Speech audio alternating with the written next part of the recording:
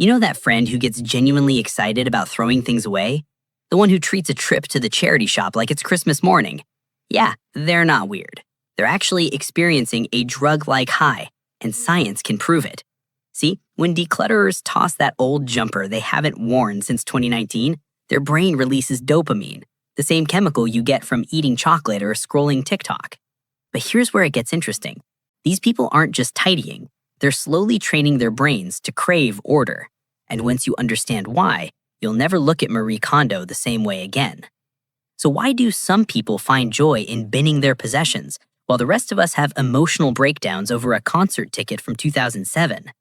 It comes down to something psychologists call cognitive load. Your brain can only process so much visual information before it starts feeling overwhelmed. Clutter? That's basically giving your mind 1,000 tiny tasks to manage simultaneously. Should I deal with that pile of papers? What about those shoes? Oh God, is that a receipt from 2015? Exhausting, right? But declutterers discovered something the rest of us missed. When they clear physical space, they're also clearing mental space. A Princeton study found that physical clutter directly competes for your attention, decreasing performance and raising stress levels. And people who love decluttering seem to have learned this instinctively. They feel mentally lighter the moment their environment is visually clear. And here's an extra twist. People who enjoy decluttering often score higher in orderliness, a subtrait of conscientiousness, the same personality trait linked to self-discipline and long-term thinking. But wait, there's a darker side to this, because some people aren't just decluttering. They're chasing a feeling they can never quite reach. There are two types of declutterers, and understanding the difference is surprisingly important. Type 1, the Liberators.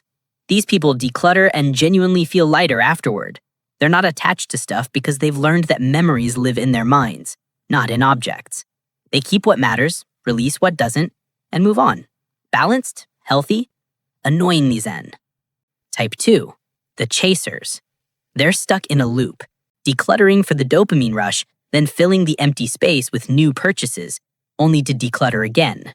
For them, it's not really about freedom, it's about control. When life feels chaotic, controlling their environment becomes a coping mechanism. The decluttering itself becomes another form of clutter, just mental instead of physical. So, which type are you? Because decluttering should feel like opening a window, not tightening the rules on yourself. The next time you feel that urge to bin everything you own, ask yourself, am I creating space for clarity or just chasing the satisfaction of a perfectly empty shelf? Drop a comment with your type and don't forget to subscribe. We make psychology concepts simple. YouTube thinks you'll love this next one, and honestly, I think it might explain a lot about you. See you there.